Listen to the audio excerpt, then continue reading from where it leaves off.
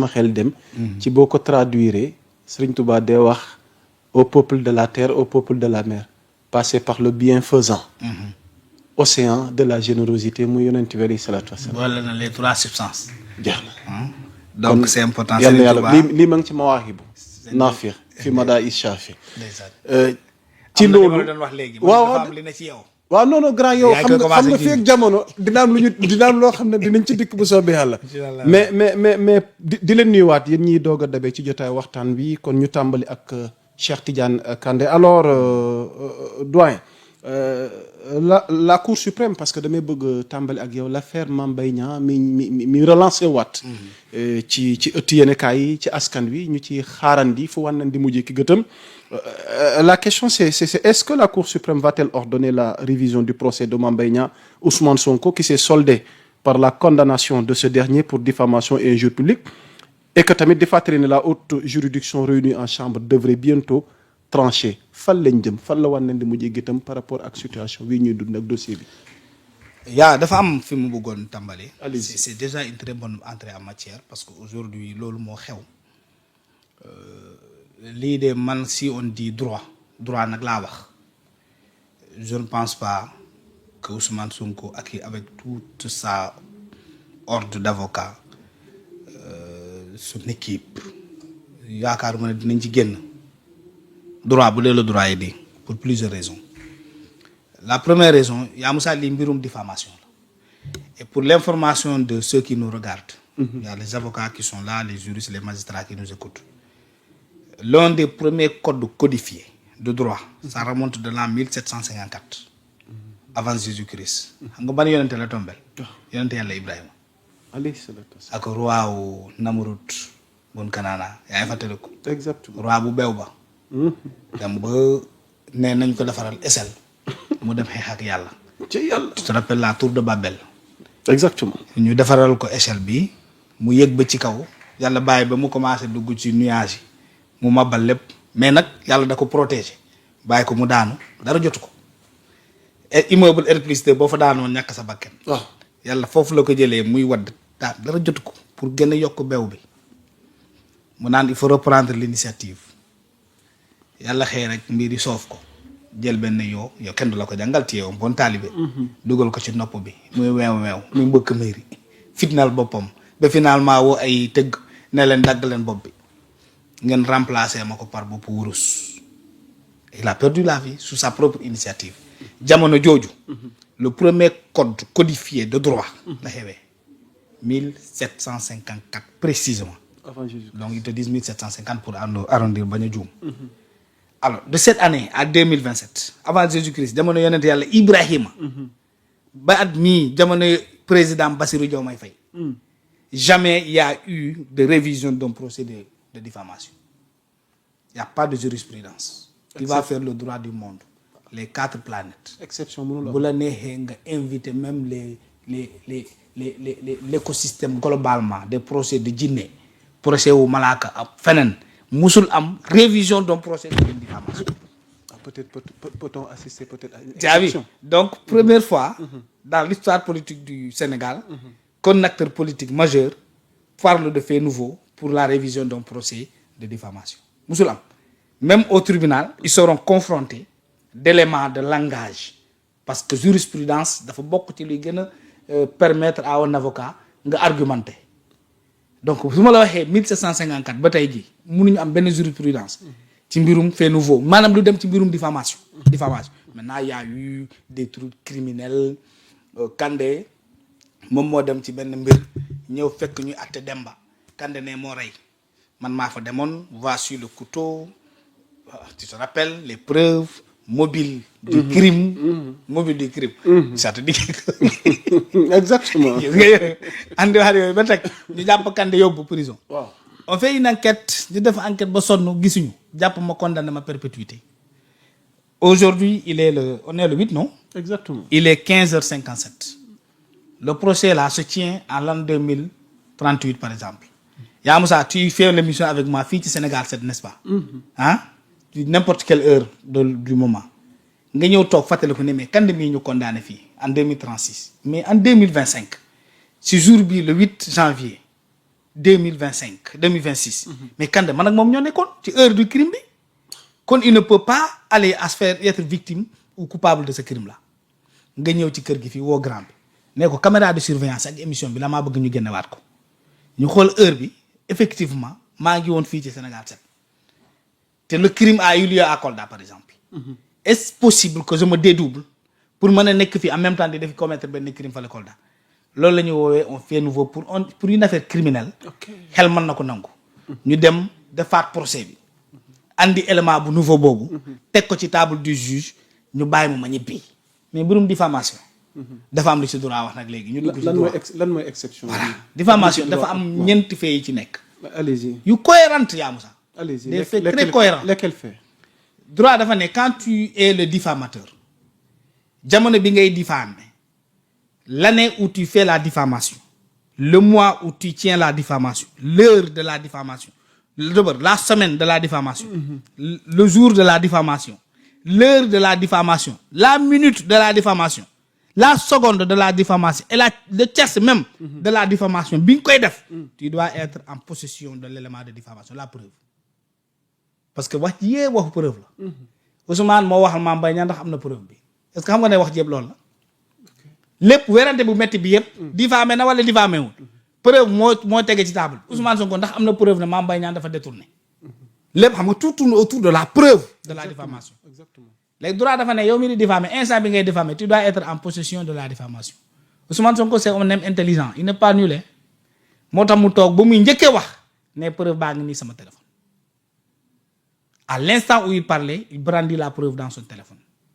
droit moo ko may waaye droit yemul foofu yaa droit dafa ne boo yoree preuve bi ba diffamé nit ki porter la plainte dafa am diir bu mu lay may pour preuve boobu nga xam ne da nga ko waroon yor à l'instant de la diffamation nga war ko mën a présenter le tribunal tu as 10 jours mais jour boobu nag 10 jours yooyu waxuñu la ne c'est à partir de 1950 c'est à partir de une semaine après mais dañ la ne à l'instant où on huissier de justice parce que tu portes plainte à la police à la gendarmerie ou au tribunal auprès du procureur quand il y a une plainte il y a une notification de plainte on la donne à un huissier de justice huissier de justice bi bu la fekkul kër mu dem ci chef de village bi wala mu dem ci chef de quartier bi chef de quartier bi bu la koy indil bi la ko joxee day indaali stylo day bind jeudi tel heure bi jour réception ki ko recevoir ndax yow la wala sa jabar wala sa mbokk wala keneen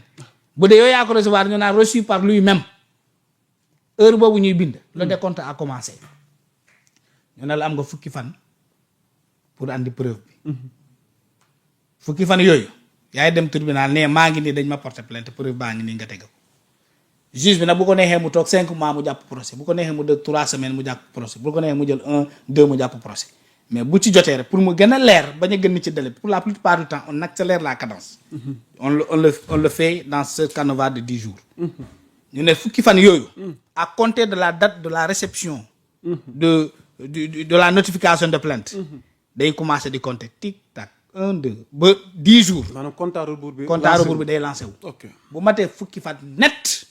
une seconde bu ci tegee nga andi preuve bi c'est caduc buñ la dañ lay atte dans la diffamation mais boo yoree preuve 10 jours après 10 jours yi boo ci tegee 2 secondes 3 secondes 1 minute 2 jours 2 heures nga demaat tribunal ne li ma preuve baa ngi nii dañuy xool kañ nga recevoir notification nga naan mercredi telle date ñu compter ñu ne dépassé na 1 semaine dépassé na 1 minute dépassé na 2 secondes duñ ko jël parce que caduc na.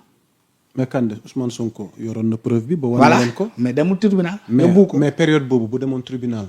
recel de. voilà léegi yemuma foofu xam nga j'ai dit le deuxième élément. waaw j'ai dit le deuxième élément. waaw maanaam tu dois être en possession. tu as un délai de 10 jours. am na troisième élément bu yoon wax man lu yoon la wax laa wax. allez-y waxuma comportement wu Sonko. léegi 10 jours yi bu rombee. yaa droit yemul foofu parce que daa bëgg lu leer. ñu ne léegi boo andee preuve bi même boo andee preuve bi. dans le délai de 10 jours là tu dois être en possession légale de l'élément de preuve maanaam ni nga ko jotee dafa war a doon lu légal droit la de du leneen da nga war a nekk tu dois être en possession légale de l'élément de preuve et si tu n'es légalité l'aspect légal insuline quoi. légal maanaam mu waroo ko sàcc feneen waroo ko Yaa Moussa waru la ko jaay waroo def recel de document ni nga ko jotee dafa war a nekk lu légal maanaam même si tu as légalement le dossier qui prouve qu'il y a une diffamation un dossier qui n'a pas été déclassifié dañuy jël document bi dóor la recel ensuite dóor la diffamation parce que prouvé woo ba tey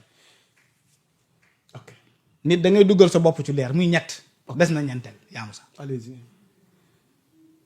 ñeenteel bi dafa ne ci ni nga jotee document bi même si c'est un document de diffamation même si ni nga ko jotee dafa légal kenn waru la ko jox kenn waru la ko yoreel waaw droit moo ko wax de notel point boobu kenn waru la ko yoreel waroo wax ne élément bi dama tardé Yaa Moussa moom ma ko yoreel ci ordinateur maa ngi koy woo mu ñëw kenn waru la ko yoreel parce que droit bëggul tooñ recel bi da lay topp kooku ñu ne kenn waru la ko yoreel mais dafa am fu mu ko tëjee ñu ne buñ la attee mbirum diffamation ba mu jeex nga toog ba heure bi la neex nga andi élément bu bees droit da lay wax ni dinañu jël document bi ubbiwaat enquête bi mais du dindi dara ci daan bu ñu la njëkkee daan xanaa loolu leer na. J'ai comme l'impression da ngay bëgg annoncer une mauvaise nouvelle. mais loolu mooy dëgg man dëgg rek laa wax nouvelle par rapport ak même si y a révision de procès ça n'élimine pas lu ñu àtte ba pare. L'autorité de la chose jugée. Et la conséquence. waaw loolu mooy mais ce qui veut dire que coono la rek dañuy sonal seen bopp rek man dama jàpp ne avocat Ousmane Sonko yi dañu bëgg a lekk xaalis rek comme dëkk bi daa toll ci pàcco. ku ne yaa ngi jënd ay oto di ko yóbbul say nit. avocat yi kenn dëggu leen benn nit rek lañ ci nommé. mënuñu ko jox dëgg même s'il y a révision du procès. même s'il y a révision du procès li ma la cité nii ñoom mënuñu remplir conditions yooyu c'est pas possible. ñu jàng droit tuuti yëpp xam nañu ko tuuti rek ngay gëstu dafa am yoo xam ne lu Abdou Nguer di wax soxla ngay sori ci njàng bon sens la. alors li dafa leer boobaa en matière de conséquences tey lan. voilà mais il faut perdre encore si le droit est dit maintenant on peut ne pas dire le droit parce que fii Sénégal là nous sommes des humains. du ñu ay malaaka. ce pays là tout est capable tout est possible. mais Yaa Moussa ce procès c'est un procès aussi du droit sénégalais. Dans quel sens? C'est un procès contre la magistrature sénégalaise. Comment? Ousmane Sonko la ñu convoqué tribunal mu ne ñëwul ñan ñoo ko convoqué woon bay ay magistrats ñu ne demuñu Ousmane Sonko moo traité tous les magistrats beaucoup de magistrats de corrompus la majeure partie c'est des corrompus c'est des vendus. bu muy nekk à l'opposition il arrive au pouvoir mu defaat ko. mais l'association l'UMS génn def communiqué mais il faut qu'il arrête il faut que le président s'adresse à Ousmane Sonko qu'il arrête de nous jatter ce sont ces mêmes magistrats Yaa Moussa. ñoo jugé Ousmane Sonko ñoo jugé lii instance yëpp cour d'appel cour suprême ba rabat d'arrêt. Ousmane Sonko nee leen yéen ñi nga xam ne je vous ai traité de corrompu de vendu ñëw leen attewaat ma bu ñu ko attee joxaat Ousmane Sonko dëgg rek Ousmane Sonko wax na dëgg ci ñoom yow yéen a ko atte ba pare yéen ne jeex na ba rabat d'arrêt ki leen doon traité de vendu de corrompu d'être à la solde de Macky Sall et d'autres personnes lu ne yekk nañ leen ko même minute ki mooy ñëw ne li ngeen attewoon ba pare malgré l'autorité de la chose jugée ngeen attewaat ko ne ko wax nga dëgg mën na nekk nag parce que mën nañu nekk Ousmane Sonko wax nga dëgg te man loolu laa yaakaar. waaw parce que entre parenthèses fa laa bëggoon a jëm ndax yow Cheikh Tidiane Kandé reproche yi nga xamante ne moom Ousmane Sonko amal na ko te mu jëm ci justice bi. ndax d'accord nga ni tamit au Sénégal suñu justice bi lu ñu war a jooyante la bari na li ciy xew. loo xam waaw war a jooyante waaye taxul a bañ. xam nga tu es là bien avisé mën naa toog ne Yaa Moussa fompal seere mais yàqul dara ci ni nga sàncee yàqul dara ci ni nga sàncee mën naa la ne fompal say lunettes mais taxul say lunettes ñaaw Yaa Moussa lii xel la rek ah nee naa la mën naa la wax ne juppantil sa drapeau bi vert jaune la war a commencer dem rouge te yow da nga ko yóbbu rouge vert jaune ainsi de suite mais taxul ne drapeau bi la wala du loolu. exactement sa micro bi mën na dégg nga jubbanti ko est-ce que gën tax na lii mu bañ a nekk micro. Donc nous avons une magistrature qui a été éprouvée dans le temps. Ils ont réussi de très bons dossiers. moo tax Ousmane Sonko bokkaat moo tax ñu demaat ci bu tribunal immuniser ko ne contrainte par corps bi tëbal nañu ko ça c'est pas le droit tout simplement c'est l'humain maanaam nit la sonnal nañu ko sonn na am na fu mu jaar justice ne pour mu seddal tuuti pour mu immuniser ko naa dindi contrainte par corps bi il va se donner le temps nécessaire pour mu mën a fay ça c'est le droit c'est l'aspect humain du droit te ay juges ñoo décidé ay juges ñëw dindi ko nee la contrainte corps bi na tëb ñooñu magistrat yi lu muy wax ñooñu mënoon nañ ko wax ne de contrainte par corps bi day jàll ce ne serait-ce que pour cette partie de cette affaire là Ousmane Sonko doit du respect à notre magistrature parce que noo ko ne contrainte corps amatul lu mu leen fayoon da leen ko rompre pour ñu dindi contrainte par corps bi amoon na contrainte par corps a-t-il manqué de respect wala il non mais essaie de se défendre non mais non tu peux te défendre sans injurier sans porter à l'honneur de personne parce que magistrat yi dañoo am ay famille dañoo am kii moo tax ma ne la lii ce procès de cette ouverture là ce sera le procès contre le droit sénégalais contre la magistrature sénégalaise contre le parquet lui-même yenn attewaat ba rabaadare ki leen wax ne vous êtes des vendus vous êtes des corrompus ñëw ne leen attewaat ko ngeen attewaat ko jox ko dëgg nga lu mu leen daan wax ci yéen ok xaw ma ndax est-ce que tu saisis bien ce que je suis en train de dire non voilà public ba ngi donc teewlu donc loolu mooy li am et je ne pense pas que les juges vont accepter de porter un mauvais procès sur leur crédibilité ok Cheikh Tidiane Kandé on va